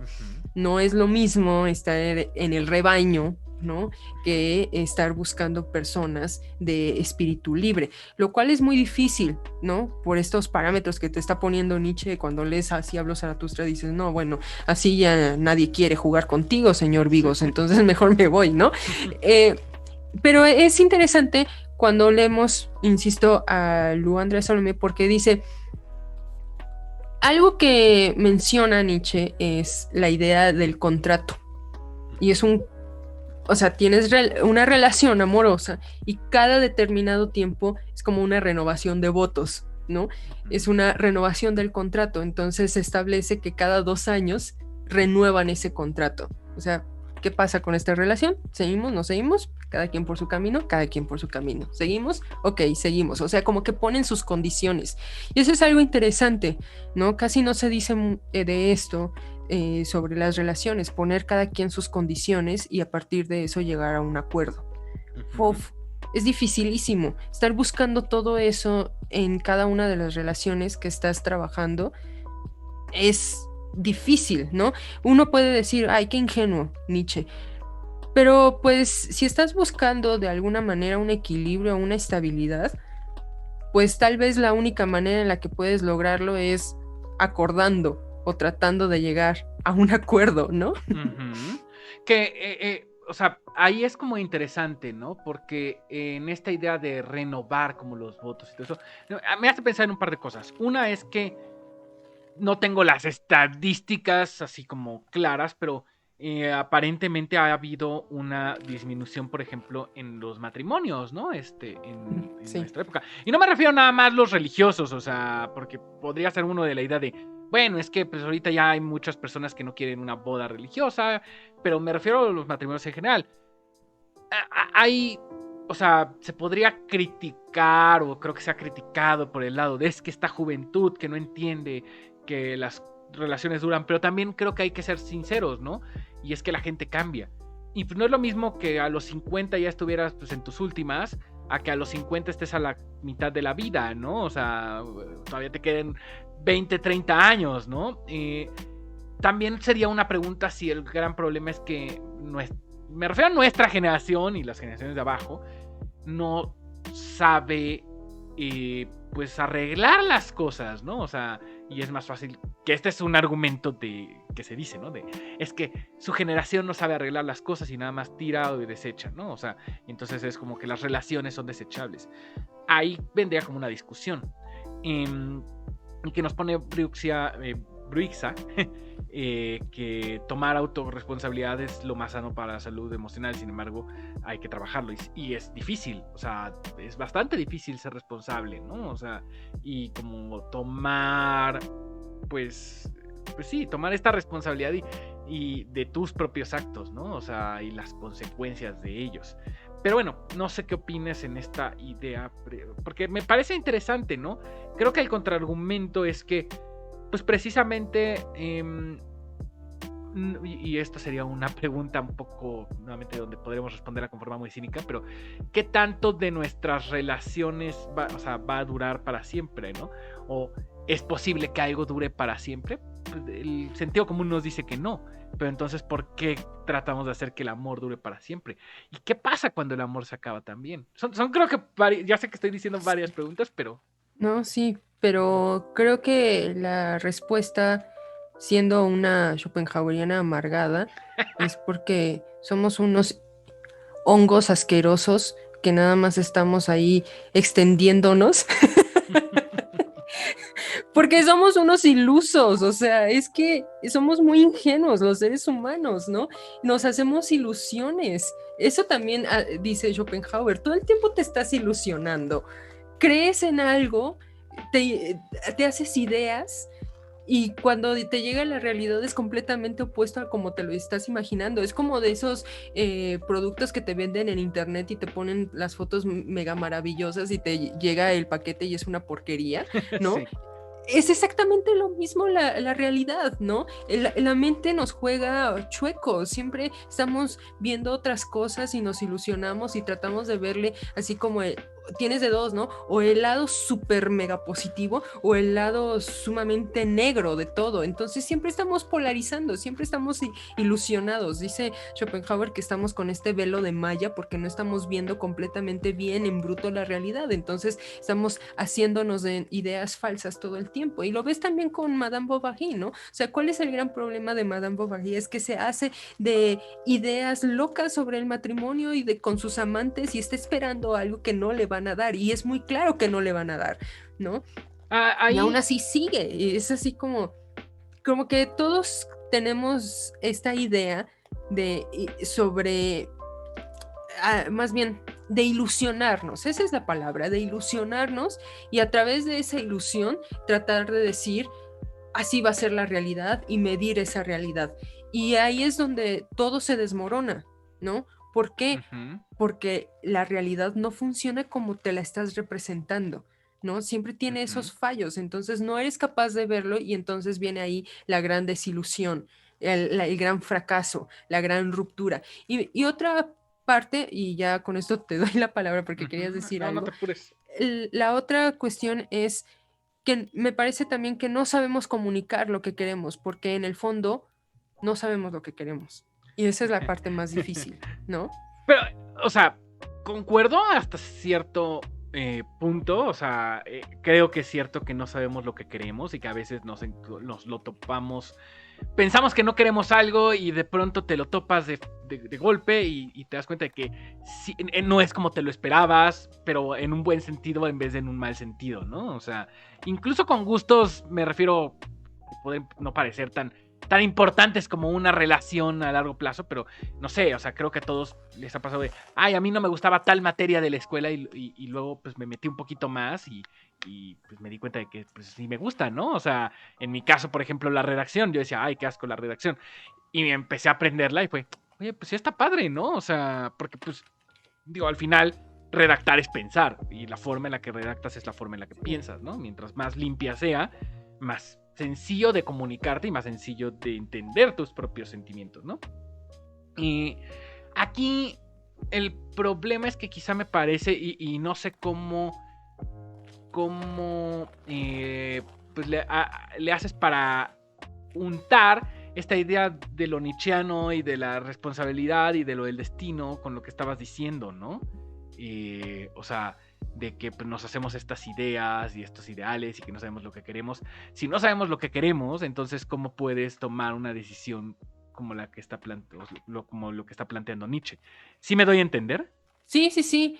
Bueno, ahí es todo un problema, lo entiendo, pero también tiene que ver, algo que pasa mucho es que cada uno elige como ciertos autores, ¿no? Ajá. A mí me parece que Schopenhauer y Nietzsche, aunque te están planteando proyectos distintos, al final llegan a la misma conclusión, y es un poquito de egoísmo no cae mal. ¿En qué sentido? Pues en el sentido de entre menos sufrimiento, entre menos dolor te provoques a ti mismo, va a fluir mejor la cosa. Así que cuidado, ¿no? Creo que eso es lo que en el fondo están diciendo los dos, nada más que los proyectos son distintos. En el proyecto de Schopenhauer está esta idea de la representación, de la ilusión, de la forma en la que utilizas estas imágenes mentales para ordenar la realidad. Y en Nietzsche es tumbar todo idealismo, y es con franqueza, o sea, busca ser franco contigo mismo, busca la manera de ser franco y directo contigo mismo y resistir, o sea, enfréntate a ti mismo, pero no te odies, o sea, simplemente trata de comprenderte, y ahí está mucho la idea del conocerse a sí mismo. Porque hay que recordar que Nietzsche tiene una herencia muy fuerte sobre los griegos, ¿no? Más bien, los griegos influyeron mucho en Nietzsche porque era filólogo, ¿no? De griego antiguo. Entonces, sí sabe perfectamente que una vía es conocerse a sí mismo, pero no lo va a romantizar, vaya, con esta idea de la virtud y esta idea de la felicidad, muy a la Platón y Aristóteles, sino que lo va a sistematizar de una manera más del siglo XIX, ¿no? Un poquito ya más arriesgada, de la única manera de conocerse a sí mismo con esta herencia de los griegos es enfréntate a ti mismo, sé franco. ¿Es toda una tarea? Sí, sí es una tarea, pero solamente los guerreros, va a decir Nietzsche, ¿no? De alguna manera, solamente los que resisten van a poder lograr esa tarea. No cualquiera. Por eso insisto siempre cuando hablamos de esto, que en Zaratustra está esta idea, un libro para todos y para nadie. ¿Qué te está diciendo con eso?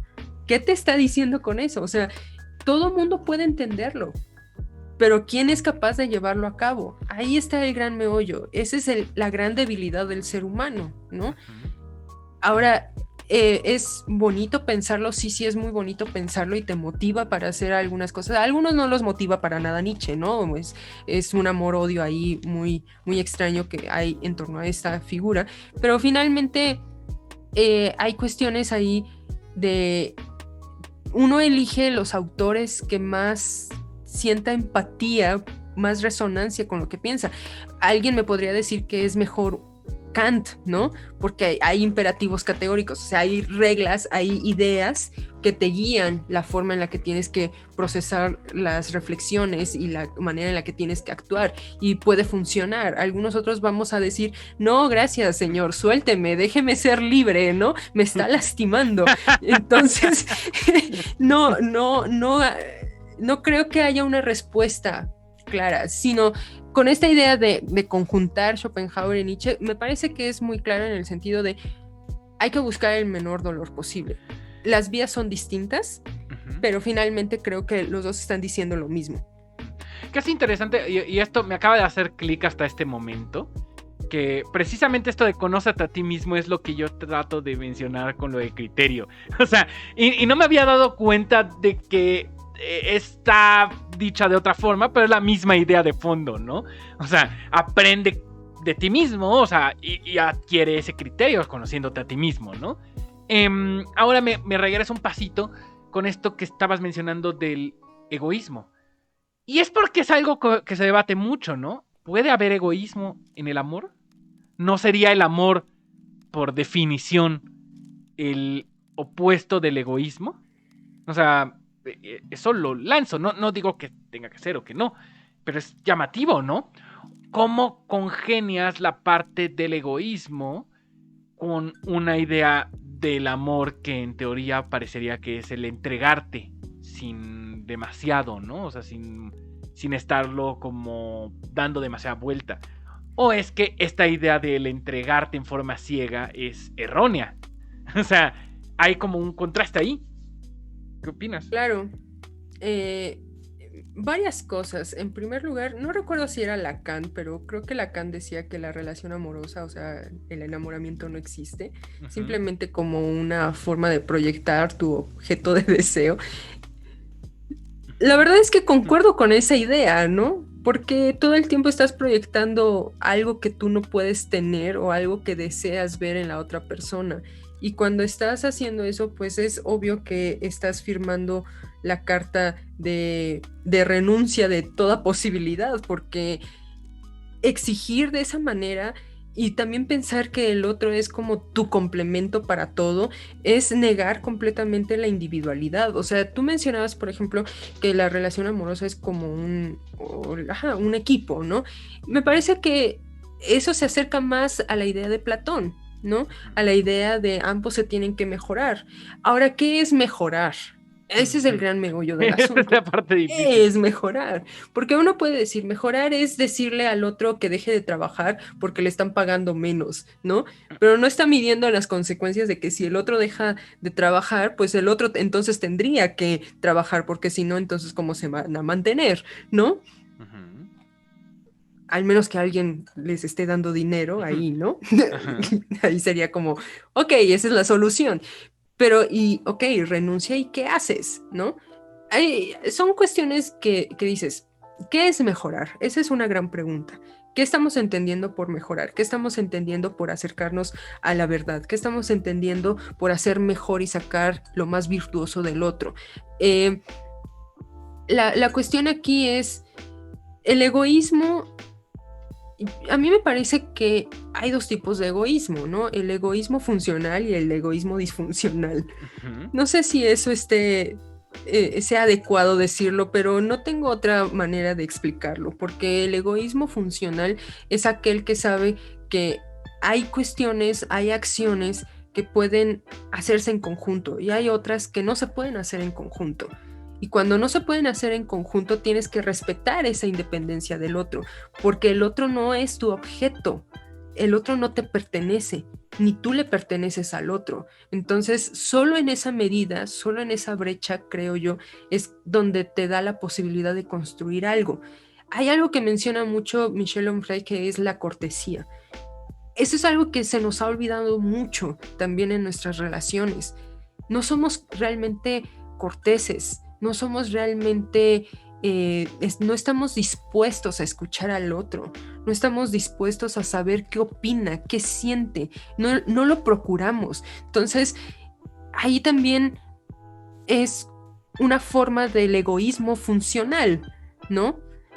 ¿Por qué? Porque le estás dando cabida a que sea el otro, a que trate de formarse. Y el egoísmo disfuncional es cuando uno de los dos domina. Es cuando el otro dice, no, tú no puedes ser tú, porque tú dejas de ser yo para pertenecer a mí. Y eso es delicado, ¿no? Porque creo que ahí en el fondo volvemos a Nietzsche otra vez, ¿no? La voluntad de poder. Y no solamente lo está diciendo él, o sea, creo que en el fondo una relación de cualquier tipo refleja esta sed de dominio, esta sed de dominar al otro, esta sed de yo soy más fuerte que tú. Y ese es el egoísmo disfuncional. Ahí me parece que, como el término lo dice, ¿no? Solamente uno está tratando de tomar las decisiones mientras que el otro es callado, el otro es mansito y el otro tiene que seguir las reglas, ¿no? Porque no sabe pensar por sí mismo. Y el egoísmo funcional no es así. El egoísmo funcional, a mi juicio, es justo la forma en la que le puedes otorgar la capacidad del otro de no despojarse de su yo. Que, digo, y ahí es que estás mencionando en esto, yo diría que el problema es que hay muchos tipos de relaciones, ¿no? O sea, que llamémosles disfuncionales, siguiendo este mismo terminología. Y algunas pueden ver con el egoísmo, o sea, con este egoísmo disfuncional que mencionas, pero también puede ser por lo contrario, ¿no? O sea, creo que las relaciones condependientes es donde los dos están en cierta medida utilizándose para sentirse bien consigo mismos y terminan nuevamente arrastrándose para abajo, ¿no? Aquí nos dice Bruxa que también está el enfoque de la química cerebral, que el enamoramiento es una reacción neuronal y hormonal, y a los 3 años se bajan esos químicos y entonces ves si es, o sea, ya no estás enamorado, sino amas a la persona, ¿no? O cambia la relación. No estoy seguro de que sea a los 3 años, o sea, y supongo que también... A los 3 años de relación, supongo, ¿no? Sí, sí, sí. O sea, a los 3 Porque años a los 3 años de edad apenas estoy haciendo yo mi presentación en la iglesia, ¿no? Exacto. Mi confirmación. Pero, o sea, es muy cierto esto porque, y nuevamente lo llegué a mencionar aquí, que hay una gran distinción entre amor y enamoramiento, ¿no? Entonces, el enamoramiento es el ver, yo lo clasifico de esta forma, el enamoramiento es ficción, mientras que el amor ya es mucho más real, ¿no? En el enamoramiento ves una versión idealizada de la otra persona. En el enamoramiento no estás tomando en cuenta los defectos, no estás tomando que te ayuda o bueno, que te, vamos a decir, sirve o funciona a ti como persona de la relación y que no.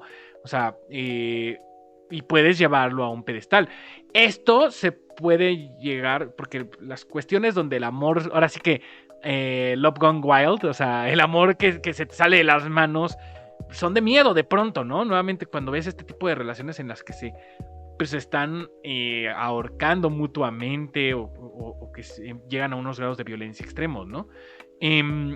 Yo, justo como toda esta lluvia hormonal, es la parte que te cega, ¿no? Y es la parte del amor, es ciego. Pero después, o sea, es donde empiezas a conocer ahora sí a la otra persona y la empiezas a ver en una forma más definida. Y es esta parte difícil porque donde entras en aceptar sus defectos, pero tampoco como que nada más darle, o sea, como, ay, bueno, esta persona es alcohólica, pues está bien que sea alcohólica porque la amo y tengo que respetarle que sea alcohólica. O sea, es la parte difícil donde entra en el ayudar a mejorarse, que es difícil, ya sé, esta idea de que es mejorarse, pero, o sea, no nada más quedarte con los defectos de la otra persona, pero sí aceptar ciertas cosas, ¿no? O sea, de ella. Eso es lo que, o sea, o aceptarla como persona, en cierta medida. Por eso es tan difícil de pronto, ¿no? Sí, las relaciones en general son muy difíciles porque en el fondo tienes que aceptar o no necesariamente tienes que aceptar los defectos de la otra persona. Me parece que toda relación también implica no esto de aceptar o rechazar, sino simplemente de cómo se muestran los defectos de la otra persona. Porque si no somos claros en vislumbrar los defectos de la otra persona, ya puede ser que justo lo que estás mencionando, ¿no? Se puede salir de control, ¿no? Toda la situación. Y no es que sea demasiado tarde, sino simplemente es que los efectos por no haber vislumbrado con claridad que esos son defectos, pues nos puede causar muchos problemas, muchos disgustos. Aristóteles, por ejemplo, tiene mucho en su ética.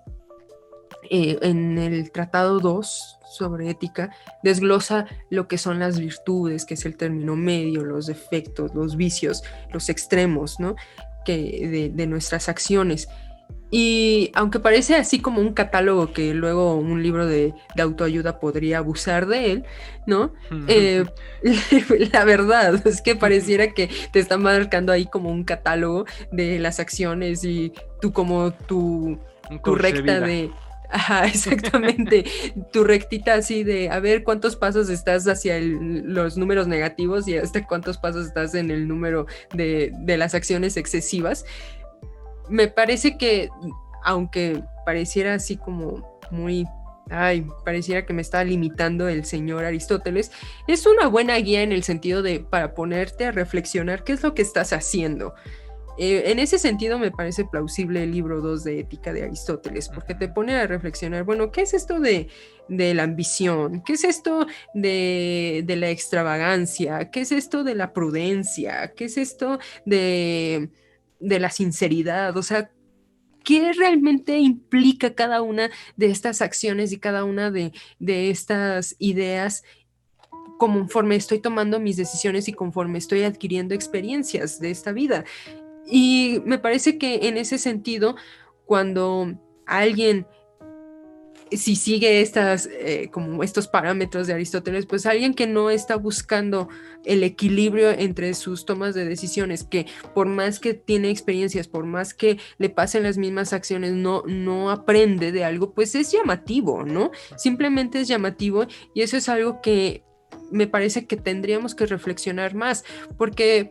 Por un lado, también se dice que la ética es aquella que se pregunta por la justicia, que se pregunta por la responsabilidad, pero la pregunta aquí es, bueno, ¿y cómo la ejecutamos para una convivencia más estable, para una convivencia más afectiva o para amar más al prójimo? ¿Qué hacemos? Ese es el gran meollo del asunto, o sea, ¿qué hacemos? ¿Cómo lo hacemos? ¿Cómo medimos las consecuencias de nuestros actos? ¿Cómo medir esto de mejorar al otro? Es difícil, ¿no? Por ejemplo, tienes también otra novela que es Madame Sortis, de Émile Zola. Tienes a esta pareja que es, tienes al personaje que es muy bueno pintando y tienes a la chica que está atendiendo una tienda de un negocio de su papá que venden pinturas y están en un pueblito. El personaje, el hombre, es un conserje, ¿no? De una escuela y cada determinado tiempo, principalmente cuando le pagan, ¿a dónde se va todo su dinero? A la borrachera, ¿no? En algún momento pinta un cuadro, le llama la atención a esta chica y dicen, bueno, pues hay que ponerlo en la vitrina nada más, porque sí. Y empiezan a ver que pues llama mucho la atención y llama mucho la atención. Y en algún momento, cuando ya se muere el papá y recibe la herencia, recibe las rentas, que en el siglo XIX eran las rentas, dice esta chica, bueno, ¿y por qué no nos casamos? Ella le propone matrimonio a él, ¿no? Que en ese momento era así como inaudito. Sí, pues si todavía hasta hace algunos años era inaudito que la que hiciera el primer movimiento fue a la mujer, ¿no? O sea... Ajá, exactamente. Entonces imagínate el escándalo, ¿no? Pero bueno, el otro se queda así como de, como, ¿por qué? ¿No? Entonces ella dice, a ver, hagamos un trato. El matrimonio nada más es como un convenio, punto. Donde, ¿qué va a pasar? tú eres bueno pintando, yo soy buena para los negocios. Entonces, el matrimonio es lo que nos va a llevar a que los dos ganemos. La historia es muy interesante porque, para no hacer más larga la historia, se mudan a París y empieza a tener fama este pintor, pero de repente la historia se voltea porque él ya tiene fama, ya tiene reconocimiento, y de repente la que se está haciendo cargo de las pinturas, la que produce, es ella. Ella empieza a hacer las pinturas de él, todo porque empieza a hacerle retoques, y de repente ya era ella la que termina haciendo la pintura, y el otro se queda completamente succionado, ya pintando uno que otro rayoncito en acuarela, ya no está con estos trazos mágicos, ¿no? Y ella siempre tiende a ser la que domina. De hecho, siempre que se emborracha este personaje, ella no le dice absolutamente nada, simplemente le quita la ropa, lo acuesta, y al día siguiente no le dice nada. Y el otro sabe perfectamente que hizo mal, que se siente culpable, se siente menos, entonces trata como de arreglar la situación. ¿Qué es lo que nos está diciendo Émile Zola? Son varias cosas. En primer lugar, que el matrimonio era justamente un contrato a conveniencia, ¿no? Y que como buen naturalista, pues ya hay ciertos genes ahí que solamente hay que buscar las circunstancias para que sobresalgan más esos genes, esas determinaciones, ¿no? Entonces, pues este hombre era vicioso, venía de una familia bien posicionada, pero pues obviamente por los vicios perdieron todo. Y esto hereda él de esta familia, ¿no? Y ella, pues no era de una familia grandísima, pero tenía un negocio, era estable, vivía de rentas, y toma sus decisiones a partir de, pues tengo el poder adquisitivo para moverme, punto. Entonces saca provecho de esa situación. Aquí la idea es, bueno, ¿qué es esto de mejorar? Justo, volvemos a lo mismo, ¿no? Mejorar es porque ella obtiene lo que quiso, vivir en una casona, tener dinero, ser famosa, adquirir el apellido Sordis y de Alcurnia. ¿Eso es mejorar? El otro ni siquiera pudo salirse del vicio de ser borracho, ¿no? Hasta que ya entrados los años se quita la borrachera, ya se estabiliza. Pero se deshidrata como persona, como genio artístico se deshidrata. Entonces, ¿qué es mejorar? ¿Quién mejora? Y creo que también ahí está el egoísmo. ¿Quién mejora en una relación? ¿Quién sacrifica? Incluso en este caso que estás diciendo, o sea, pues ella lo termina aplastando, ¿no? Y eso es algo muy claro, o sea, él termina perdiéndose como persona. ¿Qué es lo que puede pasar en una relación, no? Que una de las dos partes domine. En algún otro momento yo decía, bueno, o sea, ¿por qué de pronto es tan difícil declarártele a alguien, no? En otro video decía, porque hay una relación de poder. Siempre, toda relación es intrínsecamente, toda relación tiene poder. O sea, no significa que, si yo te estoy dominando a ti, no es necesariamente tan claro, ¿no? O sea, pero el hecho de declarártele a alguien ya hace que esa persona sepa que le gusta, ¿no?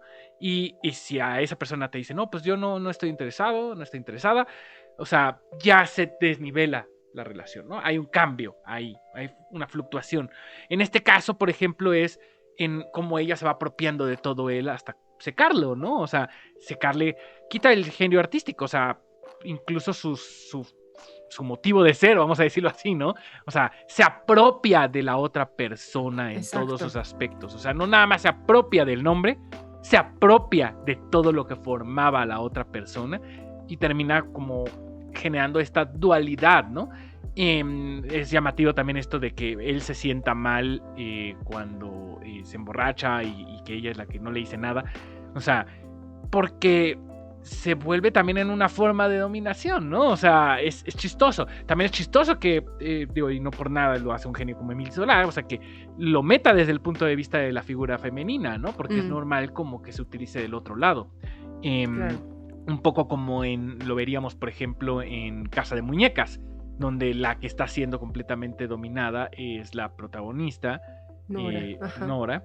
Mientras que su esposo, del que ahorita no me acuerdo el nombre, tal vez te acuerdes, pero la trata literal, igual que su papá, la tratan como una muñequita, por eso Casa de Muñecas. Y hasta el final es ella donde agarra y toma la decisión de salirse de ese juego, ¿no? De dejar Claro. de entrar a ese juego.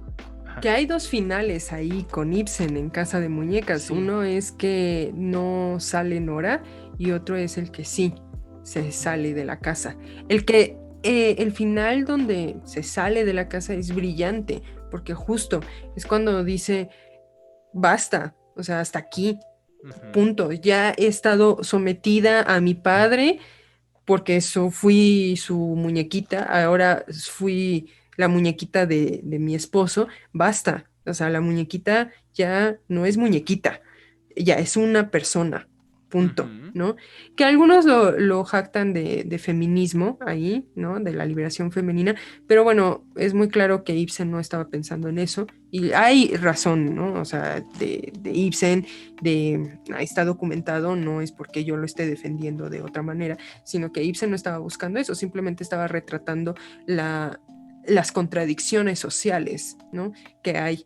Una cosa es cómo se muestra en sociedad la familia y otra cosa es lo que se vive dentro de casa, y eso era lo que justamente estaba retratando Ibsen. Y esto que estás mencionando es interesante porque esto, cuando estamos hablando del egoísmo, me recordé muchísimo del mito de Narciso, ¿no? Ajá, sí. Porque justo, o sea, Narciso es aquel que es esta figura que se ve reflejado en su propio... Digo, ay, ¿qué estoy diciendo? Ordena agua. tus ideas. Sí, exacto. Su rostro lo ve reflejado en el agua y se enamora de sí mismo. Y es como el mito que retrata justamente lo que es el egoísmo, ¿no? Entonces es eso también, el egoísmo disfuncional que yo nombro así, es que nada más se mira a sí mismo y punto. O sea, el resto del mundo no existe, lo cual es muy triste porque si estamos hablando del amor como esta construcción, este ascenso, este trabajo en equipo, esta idea de esta noción de reforzar esta noción de comunidad, de comunicación, pues rompe completamente esta idea de Narciso, ¿no? Con todo esto que estamos diciendo. No sé qué opinas tú. Concuerdo, de hecho, algo que decía es, bueno, o sea, es nuevamente irónico, o sea, porque parecería que el egoísmo no tiene cabida cuando se habla de amor. O sea, parecería que son los dos conceptos opuestos, ¿no? O sea, o cuando menos que donde hay egoísmo no hay amor, se podría decir en cierta medida. Sin embargo, no es de todo cierto eso, o sea, sí tiene que haber un grado mínimo de egoísmo, de autopreservación, o sea, porque pues al final, o sea, aun cuando está muy bonito este mito del andrógino en el banquete, en el que van pegaditos, o sea, como ruedita humana,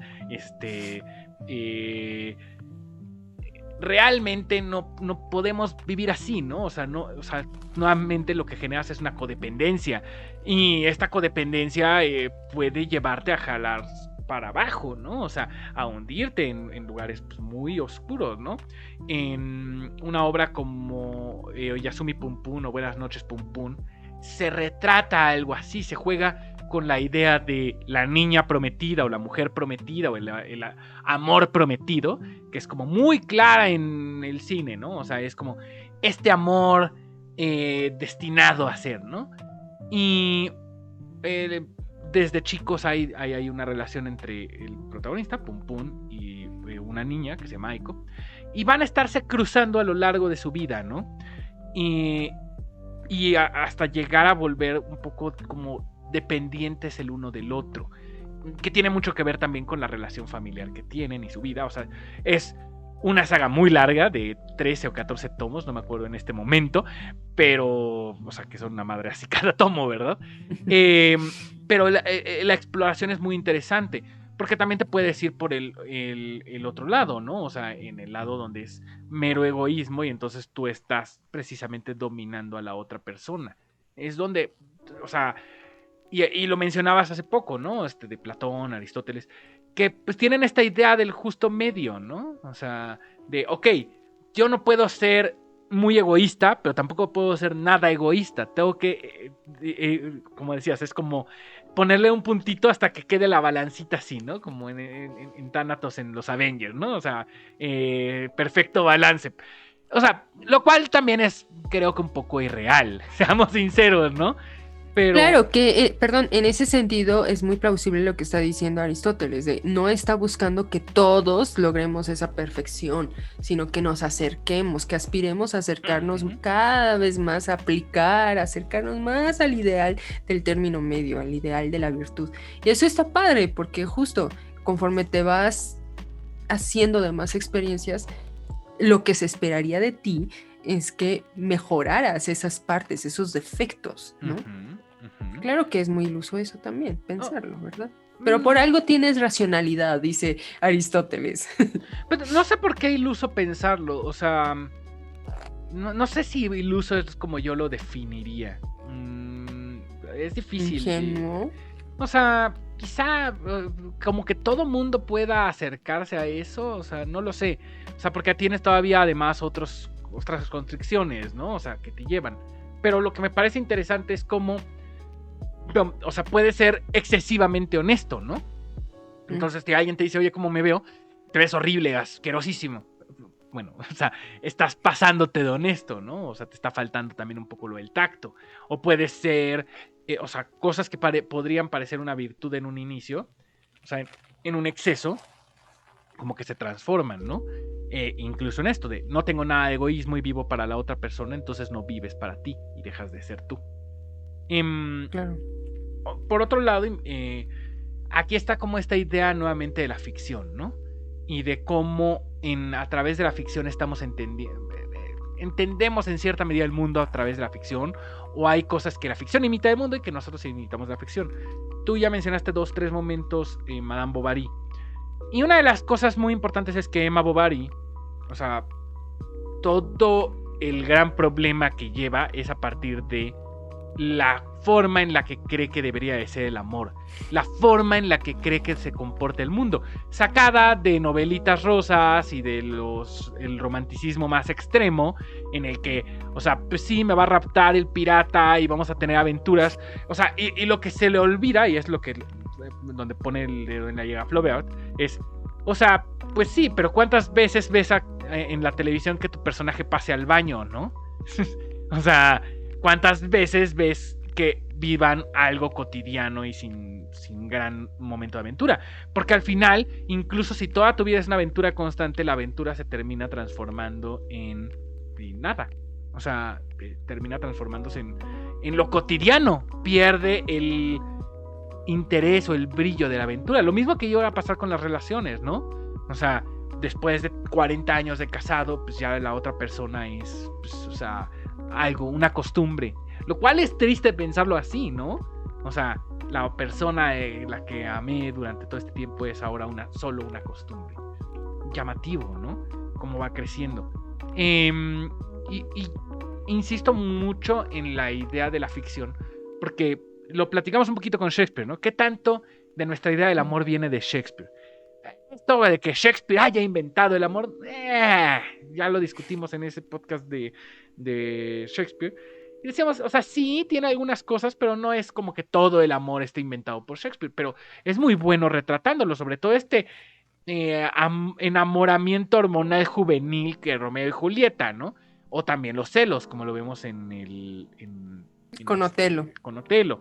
Son como dos juegos que la verdad es que hace muy bien Shakespeare, ¿no?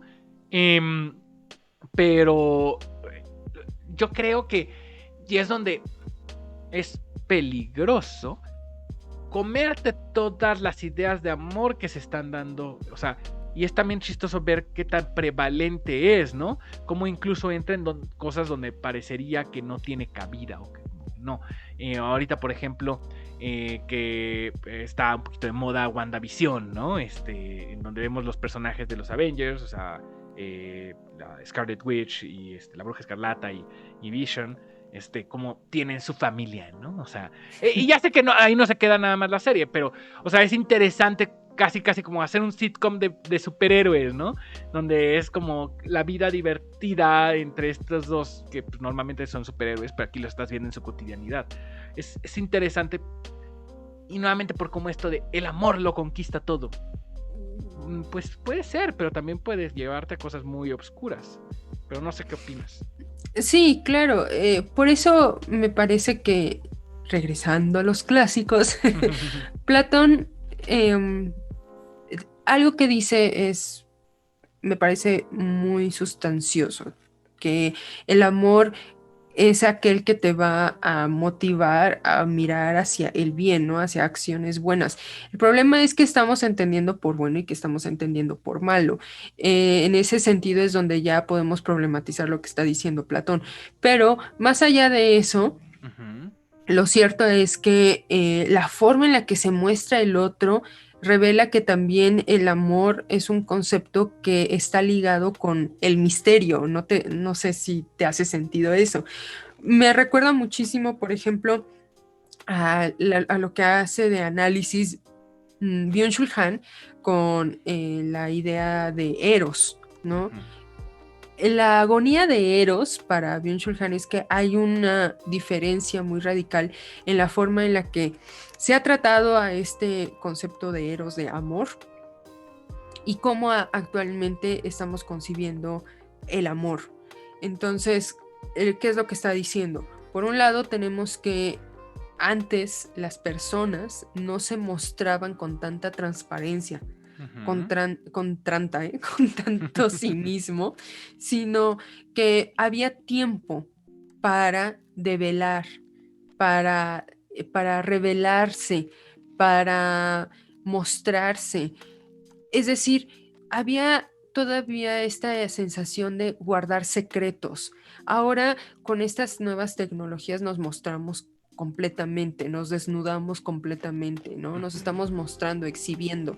Tal vez no, todavía seguimos con ciertos secretos, pero cada vez es más difícil no confesarse. Ese es el punto, como hace un momento tú lo estabas Ajá. haciendo. Eh, Entonces, ujú. dime. No, no, no, o sea, eso, sí. Dinos alguna otra Ujú. confesión. O sea, digo que. Como ese meme, ¿no? De sí, sígueme diciendo. O sea, que creo que el punto aquí es, más que del amor, yo diría que la parte del enamoramiento es con esta, o sea, y que es justo lo que sucede, ¿no? El enamoramiento tiene que estar insertada el misterio, mientras que en el amor ya hay como una desnudez. O sea, porque aunque nunca, digo, si ni siquiera te terminas de conocer a ti mismo de 100% es imposible conocer a alguien más. Pero, seamos sinceros, ¿no? 5 años de relación, 3 años de relación. Conoces bastante bien a la otra persona en varios de sus aspectos, en varias de sus Ah, facetas. claro, claro. Entonces, creo que es una de las grandes,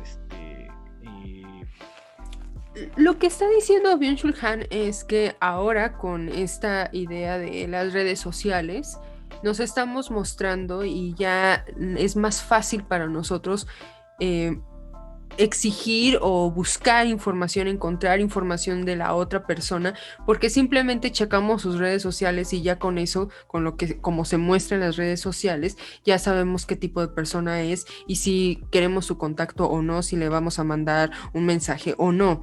Entonces, ay, bueno, es que le gustan las motocicletas y nada más tiene fotos de motocicletas y con muchas chicas. Ah, pues entonces es mujeriego. Mira, nada más se fija en chicas así tipo modelo. Sí, Ujú. seguramente es mujeriego y ya. Entonces ya no le voy a hablar, ¿no? Porque seguramente es así y acá y lo que sea.